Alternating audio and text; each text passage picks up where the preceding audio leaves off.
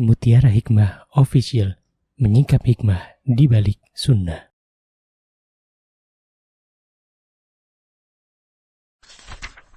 Salurkan donasi terbaik Anda untuk mendukung dakwah Mutiara Hikmah Official. Mari siapkan bekal akhirat kita. Jangan lewatkan kesempatan emas ini.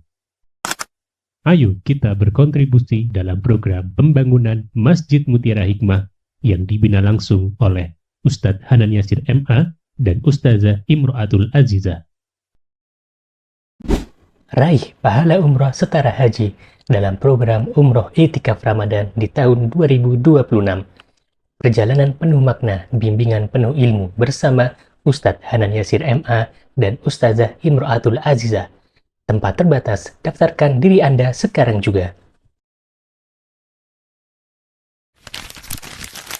Jangan lewatkan sensasi umroh full faidah plus daurah fikih hijrah di bulan Syawal tahun 2026 bersama Ustadz Hanan Yasir MA dan Ustazah Imro'atul Azizah.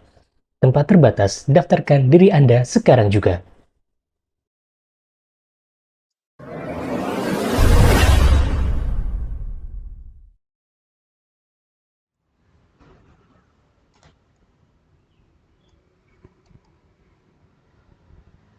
Allah. Alhamdulillah pada kesempatan pagi hari ini kita dikumpulkan bersama di kediaman Mbak Lis, ya.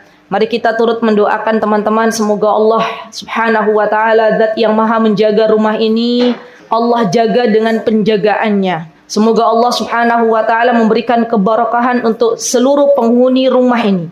Semoga Allah Subhanahu wa taala menjadikan seluruh keluarga besar Bulis berada di dalam keadaan senantiasa mentaati Allah Subhanahu wa taala dan Rasulnya. Dan semoga Allah Subhanahu wa taala kelak memasukkan beliau dan keluarga besarnya ke dalam syurga Firdaus. Amin. Allahumma amin.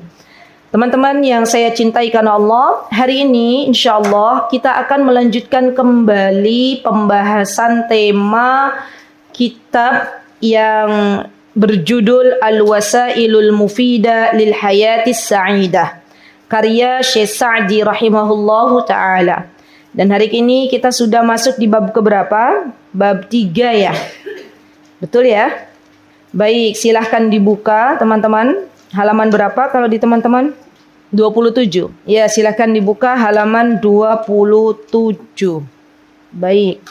Saya akan bacakan kitab aslinya. Syekh Sa'di rahimahullahu ta'ala, beliau berkata, dan semoga Allah Subhanahu wa ta'ala merahmati beliau, semoga Allah Subhanahu wa ta'ala meluaskan kubur beliau, dan semoga Allah Subhanahu wa ta'ala menerima segenap amal ibadah beliau. Di antara adab seorang murid kepada guru adalah turut serta ikut mendoakan kebaikan untuk gurunya. Dan apabila kita senang, bahagia mendoakan orang lain, maka harapannya ketika kita sudah tidak ada lagi di dunia ini, semoga Allah Subhanahu wa taala menggerakkan hati murid-murid kita untuk turut serta mendoakan kita, ya. Baik, Syekh Sa'di rahimahullahu taala berkata, qala al-muallif rahimahullahu taala, wa min asbabi daf'il qalq an-nashi an tawtiril a'sabi wa istighalul qalbi yab'adul makdurat al-ishtighalu bi'amali minal a'mali aw ilmun minal ulumin nafi'ah fa innaha talhil qalbi an ishtighalihi bidhalikal amri alladhi aqallaqa wa rubbama nasiya bisababi dhalikal asbab allati awjabat lahu al-hamm wal gham fa farihat nafsuhu wazdada nashatihi wa hadha as-sabab aidan mushtarik bainal mu'min wa ghairihi. Syekh mengatakan, di antara faktor yang akan memberikan kebahagiaan pada jiwa seorang mukmin adalah ketika orang-orang beriman ini menyibukkan dirinya dengan ilmu-ilmu yang bermanfaat. Nah, ini penting nih. Biminal ulumin nafi'ah. Menyibukkan dirinya dengan amal saleh. Kenapa ilmu itu didahulukan daripada amal saleh? Karena di antara syarat diterimanya sebuah amal adalah berilmu. Maka dari itu sebelum kita beramal, Di antara yang Allah dan Rasulnya inginkan kepada kita adalah berilmu. Duduk di majelis ilmu, mendengarkan apa yang disampaikan oleh seorang guru, serta kemudian mengamalkannya. Ya. Dari mana kita tahu apa yang diperintahkan oleh Allah dan Rasulnya kalau kita nggak mau datang ke majelis ilmu? Dengan ilmu, Allah akan jaga kehidupan seorang hamba. Dengan ilmu, Allah angkat derajat hamba ini di dunia dan di akhirat. Yarfa'illahu alladhina amanu minkum walladhina utul ilma darajat. Itu janji Allah Subhanahu wa taala. Ketika seseorang berusaha, berikhtiar untuk mencari ilmu, karena hakikat ilmu itu didatangi, bukan mendatangi. Ini kaidah dasar, ya. Jadi ilmu itu kita yang mencari, bukan ilmu yang datang kepada kita. Lihatlah bagaimana para ulama zaman dahulu kala, mereka rela bepergian, rihlah, dari satu negeri ke negeri berikutnya. Untuk apa? Untuk mencari ilmu. Mereka rela pergi dari Madinah ke Yaman, dari Madinah ke Kufah, dari Kufah ke Yaman, hanya untuk mendapatkan satu hadis. Mereka rela berjalan kaki berhari-hari, menjual sebagian atap rumah mereka karena mereka kehabisan bekal. Abu Hatim rahimahullahu ta'ala, di dalam kisah yang disebutkan oleh para ulama, beliau rela menjual atap rumahnya untuk bekal mencari ilmu. Maka dari itu, apa yang dikatakan oleh Imam Syafi'i rahimahullahu ta'ala, bahwa di antara syarat seorang penuntut ilmu agar mendapatkan ilmu itu ada 6 syarat. Ini harus diingat-ingat juga. Ya. Tidaklah seseorang mendapatkan ilmu kecuali dia telah melewati 6 syarat ini. Apa kata Imam Syafi'i? Beliau mengatakan, kata beliau, ala la tanalul ilma illa bisittatin sa'umbika an tafsiliha bibayanin. Kata Imam Syafi'i, tidaklah seorang hamba mendapatkan ilmu kecuali dia harus melewati 6 perkara. Apa itu 6 perkara? Yang pertama, zakaun, kecerdasan. Dan setiap kita telah diberikan kecerdasan oleh Allah Subhanahu wa ta'ala. Di antara nikmat yang kadang kita lalai untuk mensyukurinya adalah ketika Allah berikan kepada kita akal yang sehat.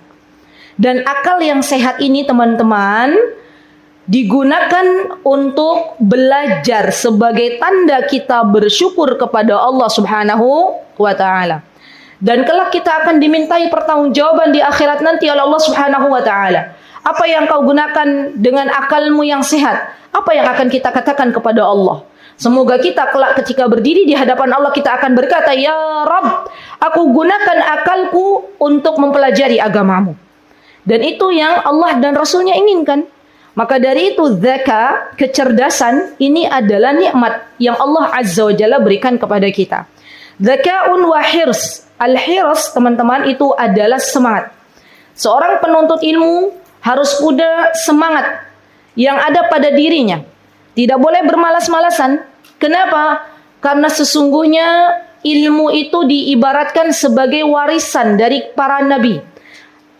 Al-ulama, kata Rasulullah SAW, la yuwarithu dina, al-anbiya la yuwarithu dinaran wala dirhaman, walakinna yuwarithul ilm. Para nabi tidak mewariskan dinar dan dirham, tetapi para nabi mewariskan ilmu. Maka barang siapa, faman akhadahu akhadha bihadzin wafir. Barang siapa yang dia mendapatkan ilmu tersebut, maka sesungguhnya dia mendapatkan kebaikan yang banyak. Jadi ilmu itu dicari dengan semangat. Ya. Jangan sampai kita kalah dengan hawa nafsu kita. Ah ya udahlah, enggak usah, nanti juga ilmu datang gitu ya.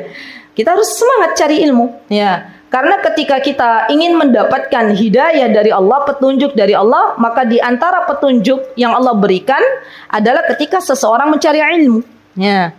Dan walillahilham, kita bersyukur kepada Allah di negeri kita, apalagi di kota Yogyakarta. Di kota ini nih ibu-ibu, teman-teman, di kota ini Allah berikan, subhanallah, pengajian, majelis ta'lim yang begitu banyak. Mau pilih jam berapa, hari apa, itu semuanya bisa. Masya Allah. Tinggal kita mau apa enggak gitu loh.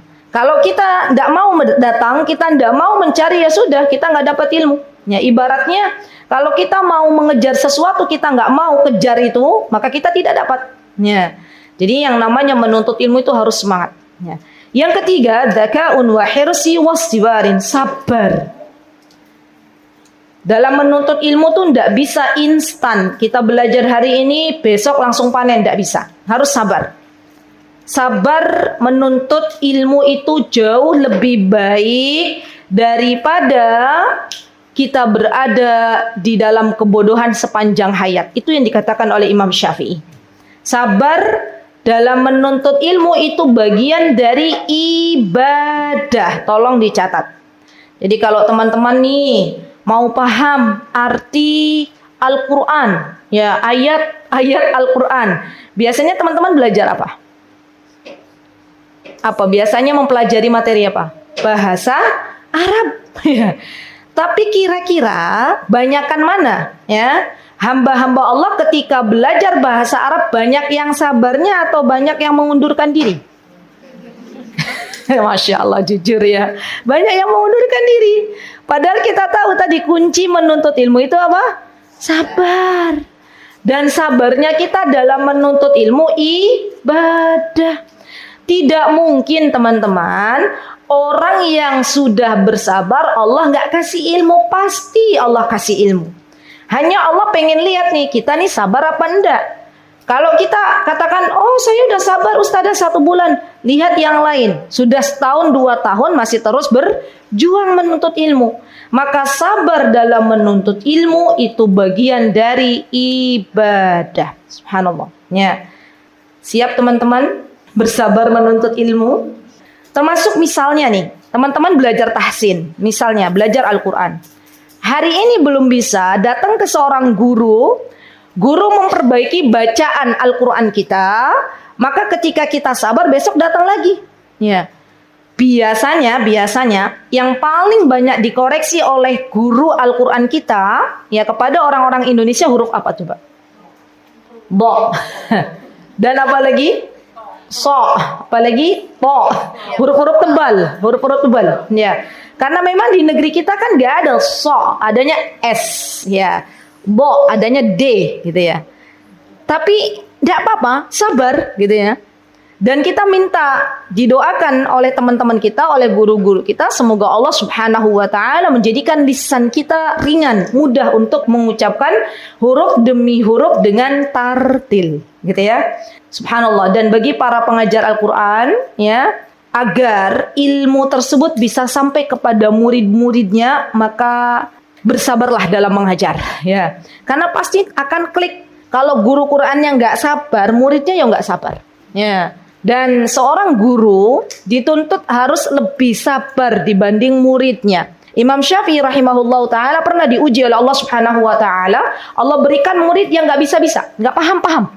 Kata muridnya bilang gini, wahai guruku, sudah deh saya mau mundur aja, gitu ya. Saya nggak paham, gitu ya. Subhanallah. Apa kata Imam Syafi'i? Wahai muridku, sini.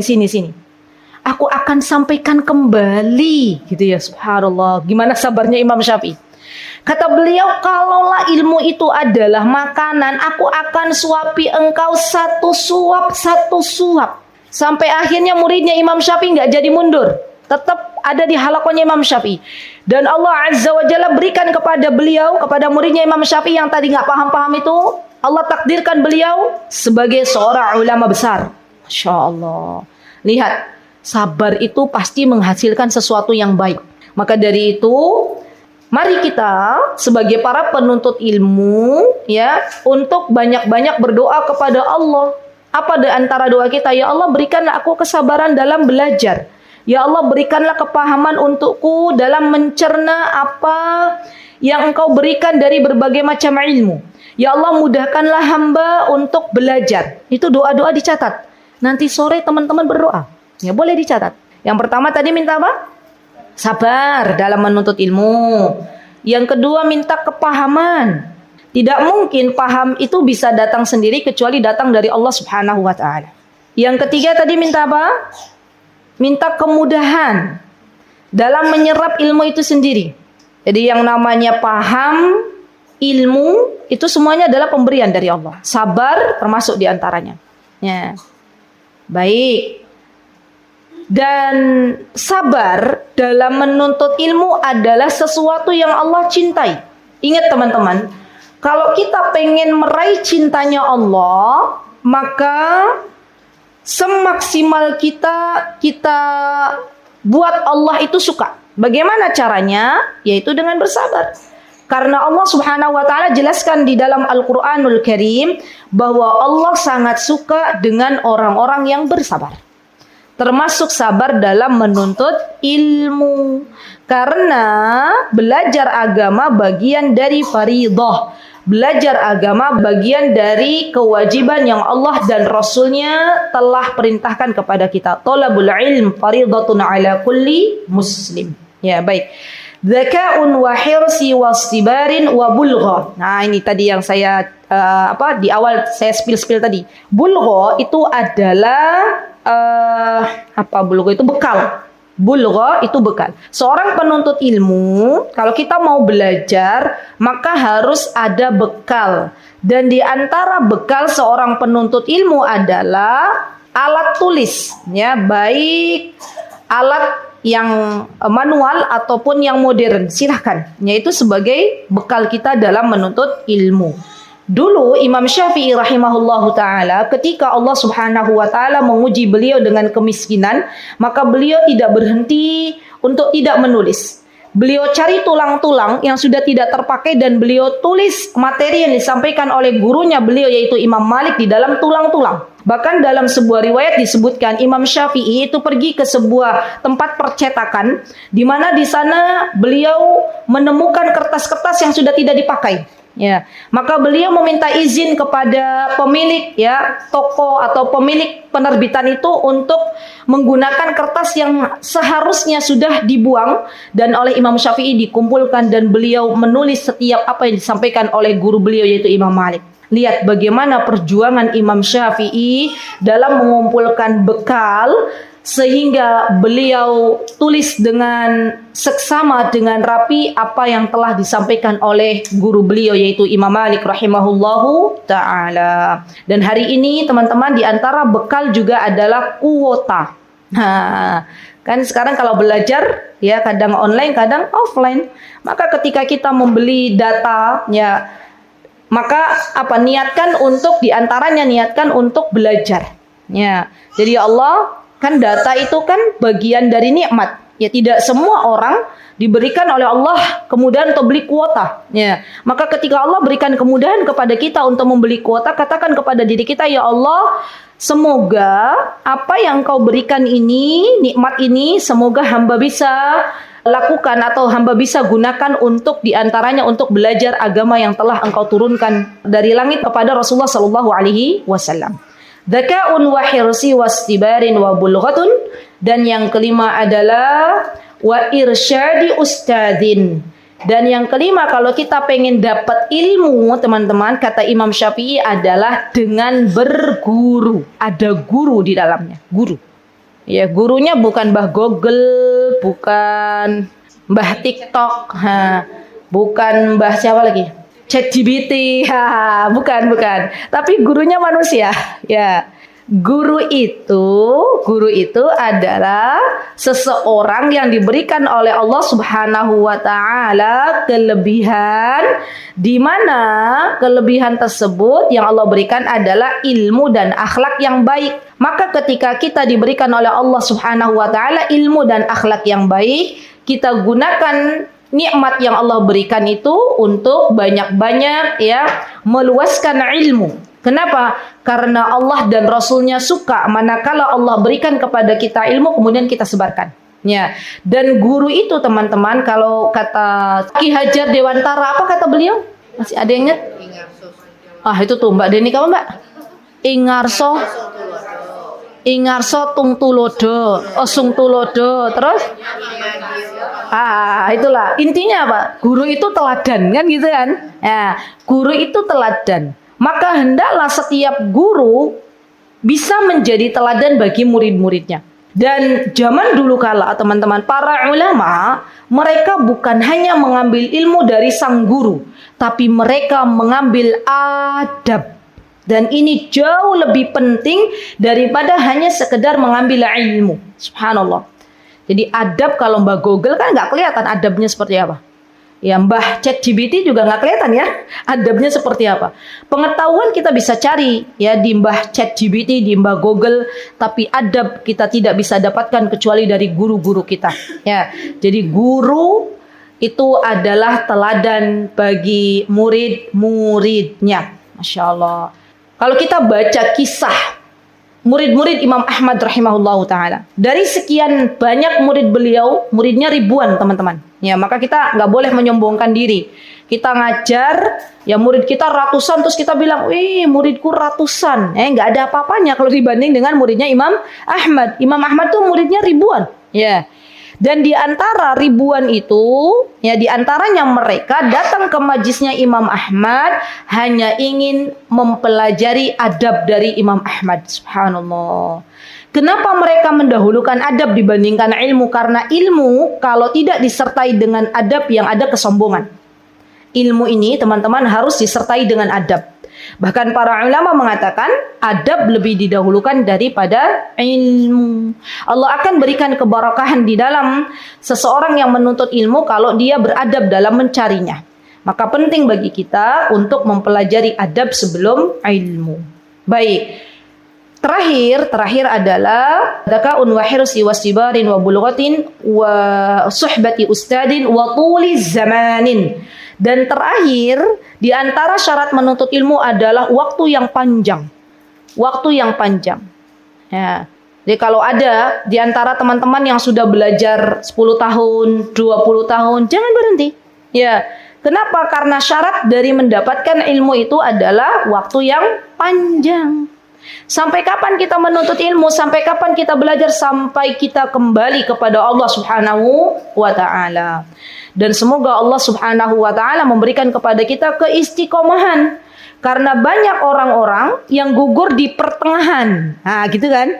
Baru berapa kali ikut pengajian, ya mulai nggak nyaman. Padahal yang namanya majelis taklim, teman-teman, kalau kita hanya mencari kenyamanan dunia, maka pasti kita akan kecewa. Kita itu kadang diuji oleh Allah Subhanahu wa ta'ala, ya, baik misalnya dengan tempat majlis taklimnya, atau dengan teman-teman yang ada di sekitar kita, atau dengan guru. Ya, guru pun kadang menjadi ujian bagi murid-muridnya. Maka ketika kita menemui hambatan-hambatan atau kendala di dalam kita belajar agama, hendaklah kita bersabar. Dan itu bagian dari ibadah.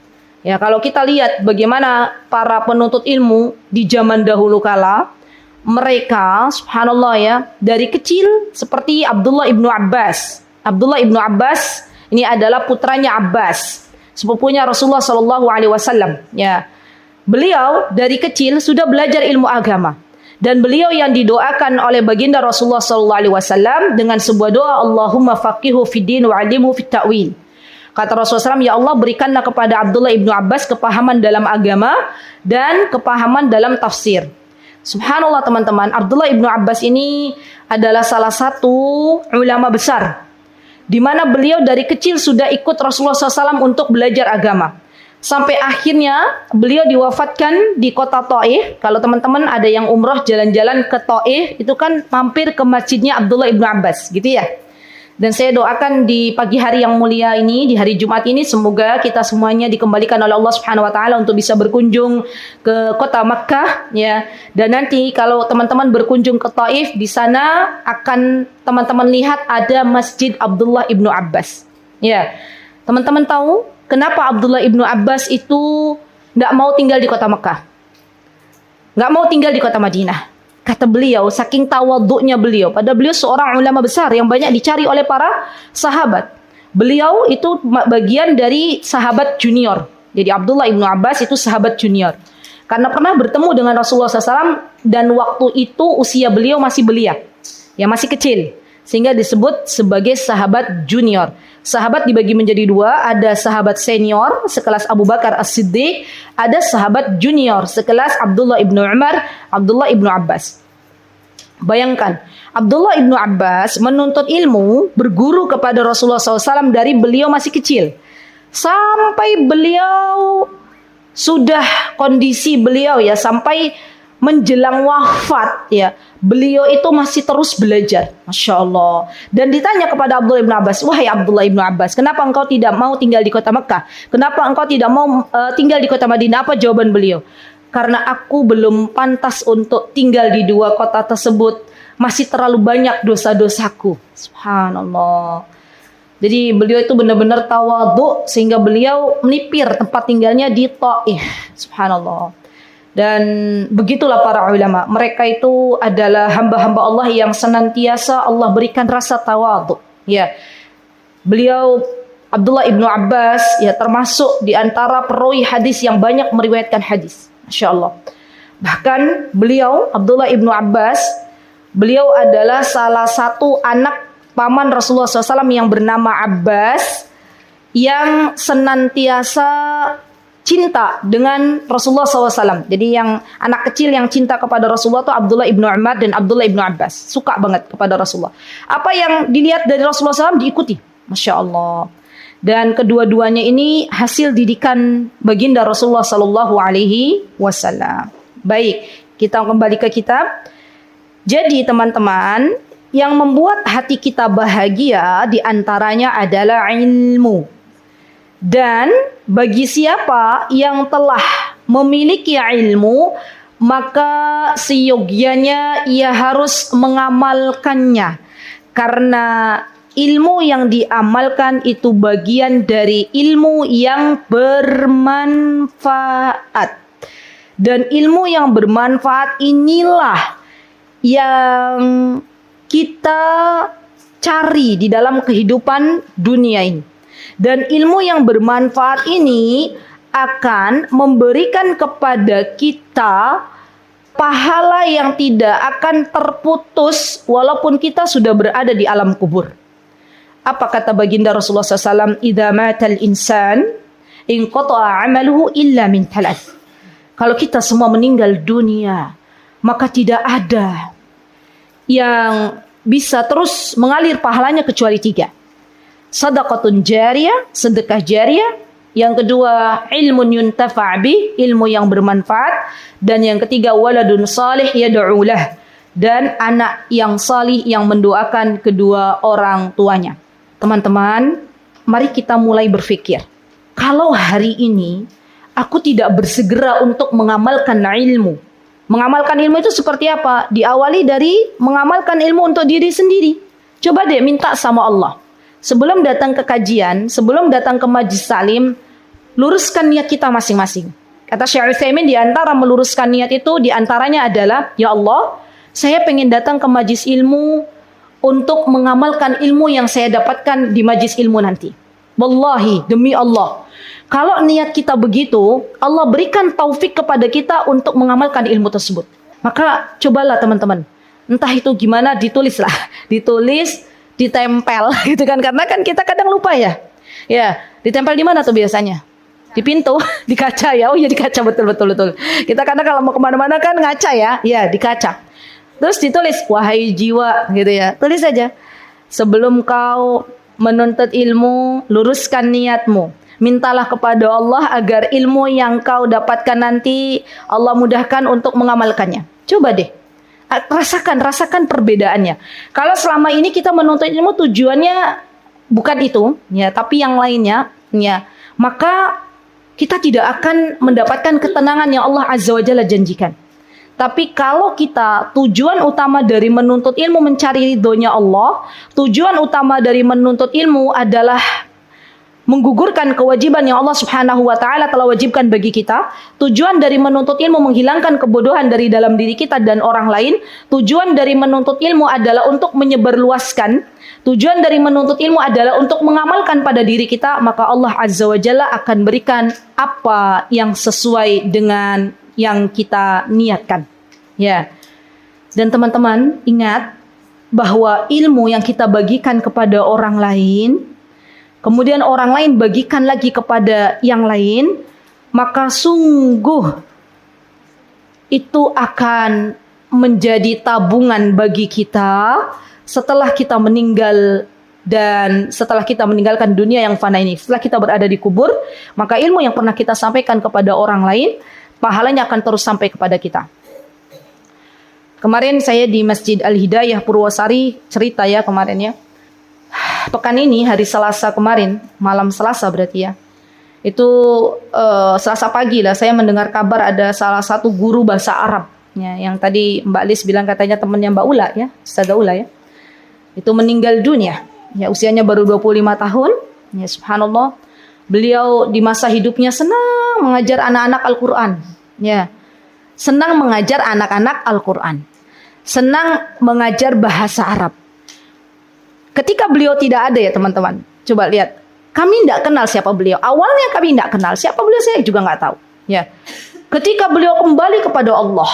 Dan Allah Azza wa Jalla sebarkan nama beliau kepada halayak kaum muslimin. Sampai kepada para ustadz ya, para ustazah gitu ya. Tahu, wah ada yang meninggal, seorang guru baru ngajar bahasa Arab, baru pulang dari mengajar, Allah wafatkan. Subhanallah. Dan coba deh, bayangkan ya, beliau saat ini sudah berada di kubur. Rahimahullahu rahmatan wasi'an. Allahumma fillahu warhamu wa'afihi wa'afu anhu wa akrim nuzulahu wa wasi' madkhalahu. Kepergian beliau ditangisi oleh banyak anak-anak yang biasa mendapatkan ilmu dari beliau ya berupa pengajaran Al-Quran. Kepergian beliau dirasakan betul oleh lembaga-lembaga dakwah. Karena di masa hidup beliau, semoga Allah merahmati beliau, beliau sangat mudah menolong agamanya Allah Subhanahu wa taala. Gampangan, Masya Allah. Lihat bagaimana sosok beliau Allah tenarkan, Allah viralkan ya sepeninggal beliau. Dan beginilah seharusnya kita. Ayo kita berpikir, nanti gimana kalau kita sudah nggak ada, ya apa yang akan kita tinggalkan? Jejak-jejak kebaikan apa yang kita tinggalkan? Usia kedua apa yang kita rencanakan? Jadi merencanakan sesuatu itu bukan hanya merencanakan untuk masalah dunia, tapi rencanakan sesuatu yang kebermanfaatannya itu jauh lebih panjang. Yaitu apa? Yaitu ketika kita sudah meninggal dunia, harapan kita ada anak-anak solih yang mendoakan kita. Harapan kita adalah pahala yang kita ketika di dunia kita berikan dengan sedekah jariyah, pahala tersebut akan terus sampai kepada kita. Yang kita harapkan adalah ilmu yang pernah kita sampaikan kepada orang lain dan orang lain sampaikan juga kepada orang lain, maka pahala tersebut akan sampai kepada kita. Subhanallah. Jadi jangan sampai kita katakan bahwa sudahlah ilmu yang Allah berikan kepadaku itu udah cukup bagi saya saja. Jangan. Kita semuanya berkesempatan untuk mengajar. Kita semuanya berkesempatan untuk menyebarkan ilmu. Dan menyebarkan ilmu tidak harus di depan seperti saya ini, tidak harus. Ya, kita bisa memanggil anak-anak kampung. Kita katakan kepada anak-anak kampung, sini nak. Ya, ke rumah ibu ya, ke rumah mbak ya. Nanti ngaji. Alif, ba, ta. Kita kasih hadiah. Anak-anak suka. Ya, coba deh bismillah. Ya. Subhanallah ibu-ibu, ada jamaah yang waktu itu saya mengajar tentang ilmu yang bermanfaat ini.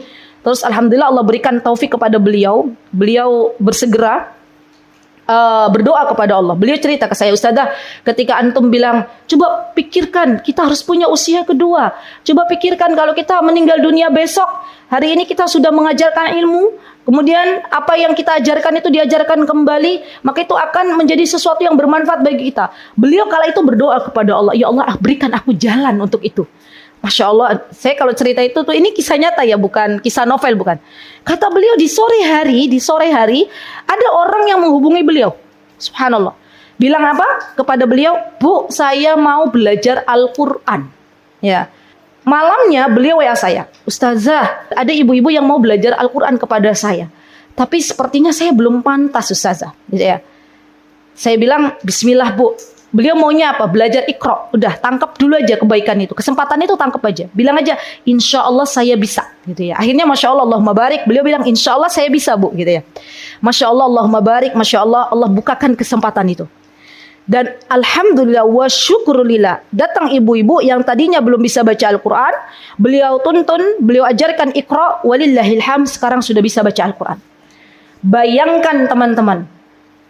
Seandainya jamaah yang mengajarkan Al-Quran kepada ibu tersebut, ya diwafatkan oleh Allah, dan ibu tersebut usianya lebih panjang dari jamaah ini, beliau setiap hari mengaji, ya misalnya, maka wallahi ayat demi ayat yang beliau baca pahalanya akan sampai juga kepada guru beliau yang sudah meninggal dunia. Kira-kira kita seneng nggak? Coba kalau dalam masalah dunia saja, yuk kita berpikir yang lebih sederhana. Kita punya tabungan, nggak diapa-apain tuh tabungan, tiba-tiba datang transferan. Nah, kira-kira seneng apa nggak ibu-ibu? Seneng. Tiap hari lagi datangnya. Jumlahnya nggak sedikit, banyak. Ya, tanya ke suaminya, Cin, habis transfer ya? Terus kata cintanya, kata bebeknya, oh iya. Kata suaminya, iya tapi aku nggak ngabar-ngabari. Saya jadikan sebagai kejutan gitu. Ya tiap hari datang 100 juta. Masya Allah. Kira-kira nih ya. Teman-teman seneng nggak tuh? Ada transferan 100 juta datang. Manusia normal seneng nggak? Kan manusia itu fitrahnya seneng harta. Ya, kita nggak bisa memungkiri. Karena Allah Subhanahu Wa Taala berfirman di dalam Al-Quran bahwa di antara ujian manusia itu adalah harta. Dan harta ini adalah bagian dari apa-apa yang dicintai oleh diri kita. Ya, maka kalau masalah dunia saja, yang mana harta tersebut kalau sampai ke tabungan kita setiap hari 100 juta belum tentu kita bawa sampai meninggal, ya kan? Sampai ke kuburan. Ya tergantung. Kalau transferan itu cuman nitip ke kita, ada transferan 100 juta, terus kita, oh alhamdulillah nih ada 100 juta, oke, dibagi 2, 50 saya buat sedekah jariah, ya langsung transfer. Nah, itu kan berarti dibawa ke akhirat. Tapi kan ada kalanya 100 juta itu ngendap di tabungan kita. Berarti kalau kita meninggal dunia, maka uang yang datang kepada kita, transferan itu tidak akan bermanfaat untuk akhirat kita. Kan gitu ibu-ibu, teman-teman. Maka dari itu bagaimana juga orang yang mendapatkan transferan pahala ketika dirinya sudah tidak bisa lagi salat, sudah tidak bisa lagi puasa, dan sudah tidak bisa lagi mengamalkan berbagai macam amal saleh. Semoga Allah Subhanahu Wa Taala melembutkan hati kita, dan semoga Allah Subhanahu Wa Taala menjadikan kita orang-orang yang bermanfaat bagi sesama. Amin. Allahumma amin. Baik. Kemudian di antara yang mendatangkan kebahagiaan, dan kebahagiaan itu didatangkan oleh Allah Subhanahu Wa Taala, diantaranya adalah kita hendaklah menjauhi yang namanya kecemasan dan kegelisahan. Ya, disebutkan oleh Syekh Sa'di rahimahullah taala, kata beliau, ya, di antara sebab yang menjadikan seseorang itu bahagia adalah fakam min insanin ibtala bil qalaq wa mulazamatil aqdar fahallat bihil amrad al mutanawwi'ah fasara dawa'uhu naji' nisyanuhu sabab alladhi qadrihi wa aqallihi wa ishtighalihi bi'amalin min mahmatihi. Subhanallah. Kata Sesadi teman-teman bahwa di antara yang membuat orang enggak bahagia adalah ketika dia fokus dalam kegelisahan dan kecemasan. Dalam bahasa Arab yang namanya kegelisahan itu disebut qalq, bukan qalq pisang, ya. Qalq qaf lam qaf, qalq ya. Kalau kecemasan itu artinya dalam bahasa Arab hammun. Jadi ada bedanya, ya. Subhanallah ya, bahasa Arab itu adalah bahasa yang terluas yang ada di dunia ini. Ya, bayangkan ya teman-teman. Contoh-contoh. Apa misalnya ya? Coba contohkan ke saya ibu-ibu. Yang ada kata-kata Indonesia satu kata tapi dalam bahasa Arab tuh beda-beda. Misalnya apa? Apa misalnya? Mana yang belajar bahasa Arab? Kamu aja. Misalnya maaf ya, kamu. Kamu kan kalau di dalam bahasa Indonesia kamu ya kamu satu. Tapi kalau dalam bahasa Arab anta, anti, dibedakan. Anta untuk kamu laki-laki, anti untuk kamu perempuan. Dia kalau dalam bahasa kita orang Indonesia mau dia laki-laki, mau dia perempuan ya sama aja. Tapi kalau dalam bahasa Arab dia laki-laki huwa, dia perempuan hiya. Kan ini aja udah berbeda. Ya. Dan subhanallah ternyata dalam bahasa Arab qalq sama hamun itu juga dibedakan. Kecemasan dan kegelisahan itu juga berbeda. Apa di antara perbedaannya? Di antaranya adalah kegelisahan dan kecemasan. Ya, di antaranya kata Syekh Sa'di rahimahullahu taala ada perbedaannya. Kegelisahan itu adalah ketidaktenangan hati karena sesuatu yang terjadi saat ini. Qalq tadi kegelisahan itu adalah ketidaktenangan hati. Kita tuh hatinya nggak tenang. dengan apa yang terjadi pada diri kita saat ini atau masa lalu. Ya, misalnya masih ngungkit-ngungkit, ya Allah, kenapa begini, kenapa begitu, kenapa dulu aku begini, ya itu tuh gelisah namanya. Alham, kecemasan, kata Syekh Sa'di adalah ketakutan terhadap sesuatu yang belum terjadi atau bayangan masa depan. Nah, Masya Allah ya. Jadi dibedakan tuh. Kalau kegelisahan, sesuatu yang kita berada dalam ketakutan, di mana kita ketakutan sendiri dengan sesuatu yang terjadi pada hari ini. Nanti gimana ya? Nanti gimana? Overthinking ya. Sama aja tadi. Alham juga overthinking, tapi bedanya kalau alham itu masa depan. Nah, ada nggak di antara orang tua ya yang ketakutan hari tuanya? Banyak. Ya, maka dari itu zaman dulu kan banyak tuh orang tua yang bilang ke anak-anaknya, jadi abdi negara ya, gitu ya. Lah kenapa jadi abdi negara? Biar dapat pensiunan. Lah kenapa biar dapat pensiunan? Karena khawatir masa tuanya tidak ada yang menjamin. Padahal demi Allah, yang menjamin hidup kita itu bukan negara, tapi yang menjamin hidup kita adalah Allah. Nah, kan gitu ya. Ya, sekarang saya tanya lagi nih teman-teman. Kalau ada di antara teman-teman yang terlalu memikirkan masa depan, ya belum terjadi tapi terus dipikir, itu kira-kira kalau kita terus berpikir masa depan, kepala kita lama-kelamaan pusing nggak? Terus setelah pusing ngapain teman-teman? Stres, terus sakit gitu ya. Oke, sembuh. Kira-kira terus sudah sembuh tuh, sudah Allah sembuhkan dari penyakit itu. Besoknya kita masih mikir nggak tuh? Subhanallah. Maka mulai hari ini, ini obatnya. Mulai hari ini, serahkan semuanya kepada Allah. Sudah itu obatnya. Tawakkal ilallah. Sudah serahkan semuanya kepada Allah. Ufawwid hadal amri ilaika ya Rabb. Aku serahkan semua kehidupanku di masa yang akan datang kepadamu, wahai Rabbku.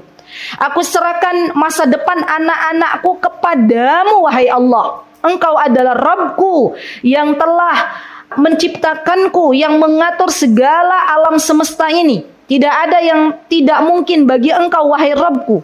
Ya, itu yang pertama. Jadi kalau ada kegelisahan, kalau ada kecemasan, kembali kepada Allah Subhanahu wa taala. Ya, tawakal kepada Allah. Katakan pada diri kita bahwa aku punya Allah, tenang, ada Allah bersamaku. Besok ini daurah di Surabaya nih. Ya.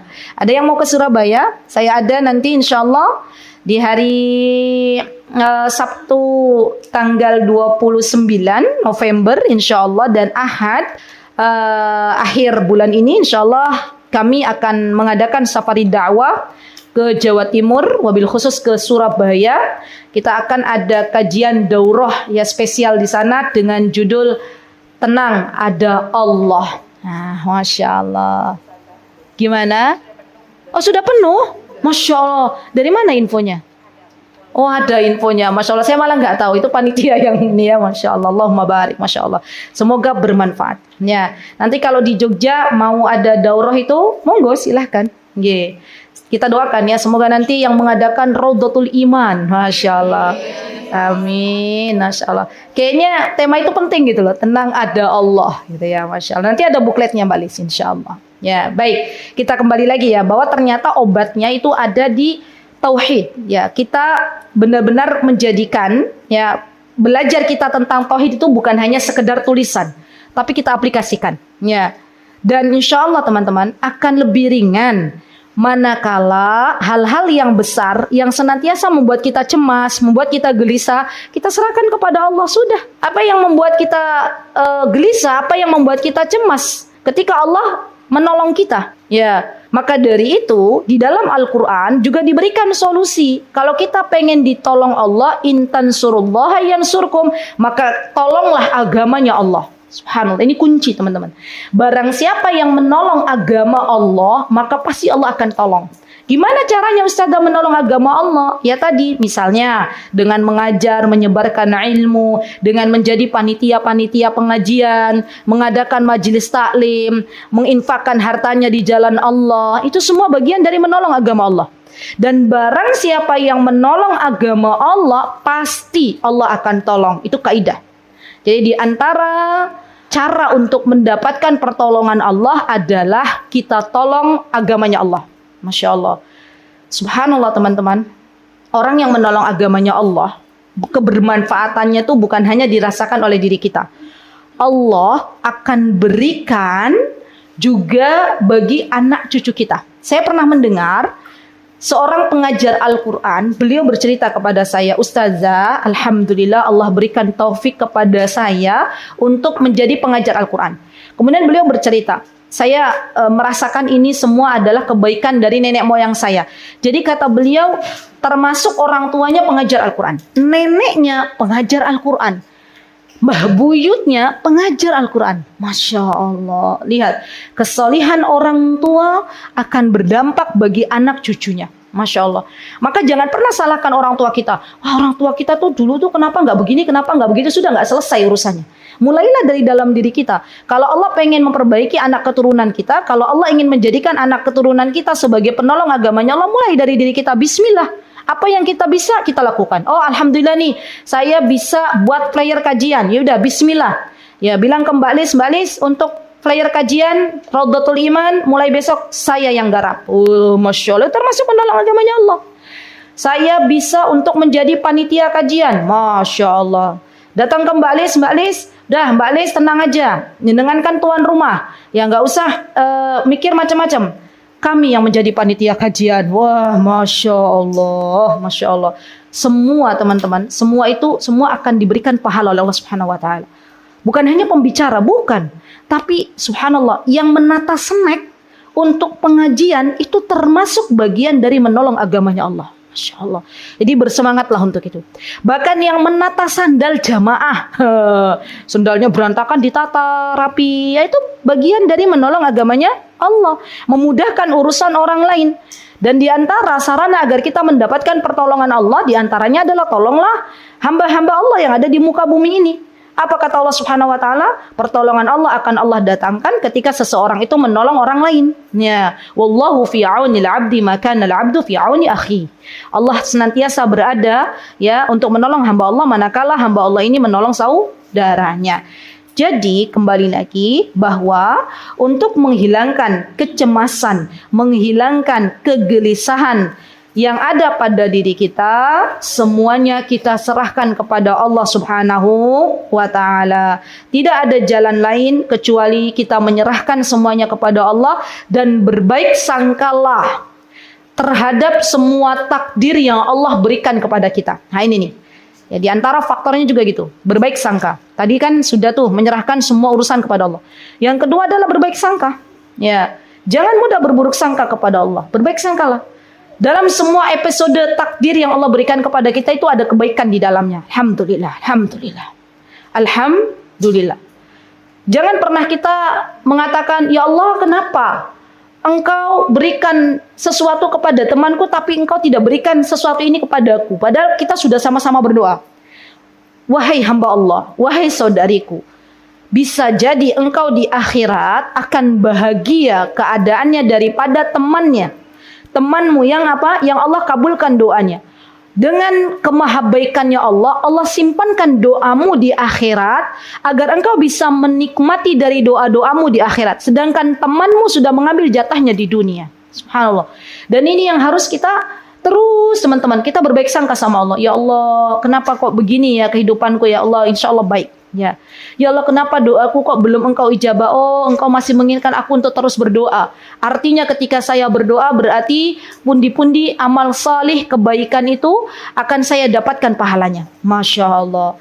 Kalau seorang hamba demikian selalu berpikir positive thinking kepada Allah, berpikir positive thinking kepada semua hamba Allah, maka percayalah wahai saudari-saudariku bahwa Allah akan berikan ketenangan jiwa di dalam kehidupan kita. Allah akan berikan kebahagiaan. Apa yang kita takutkan di masa depan, belum tentu besok masih menjadi jatah untuk kita, ya. Apa yang kita takutkan di masa yang akan datang, toh kita pun belum tentu akan ada ketika anak kita menikah. Sudah, semua serahkan kepada Allah. Ya. Dari mana datangnya ketakutan, dari mana datangnya kecemasan, dari mana datangnya kesedihan? Tidaklah semua datang kecuali dari syaitan. Ya. Maka dari itu, Rasulullah Shallallahu Alaihi Wasallam mengajarkan sebuah doa kepada kita semuanya. Apa doanya? Agar kita dijauhkan dari berbagai macam al-huzn, berbagai macam ham. Doanya, Allahumma inni a'udzubika minal hammi wal huzn. Kan gitu. Ya Allah, aku berlindung kepadamu dari ham, dari kecemasan. Tadi kita sudah tahu ham itu adalah kecemasan untuk hari yang akan datang. Kalau qalq itu kecemasan yang kita pikirkan untuk hari ini dan masa lalu. Ya. Al-huzn itu juga kesedihan. Apakah manusia boleh bersedih? Boleh, tetapi kalau terlalu bersedih itu datang dari syaitan. Ya. Liyahzunal ladzina kafaru. Apa kata Allah? Silakan dibuka teman-teman dalam surat Al-Mujadilah. Ayat 10, surat Al-Mujadilah, betul. Saya bacakan ayatnya. A'udzu billahi minasy syaithanir rajim. Bismillahirrahmanirrahim. Innaman najwa minasy syaithani liyahzunal ladzina amanu wa laysa bidarrihim syai'an illa biiznillah. Wa 'alallahi falyatawakkalul mu'minun. Coba tadabburi, PR. Ya, ibu-ibu tolong ditulis PR-nya. Ya, pulang nanti dibuka lagi surah Al-Mujadilah ayat 10. Ya, ayat 10. Ya, dipelajari.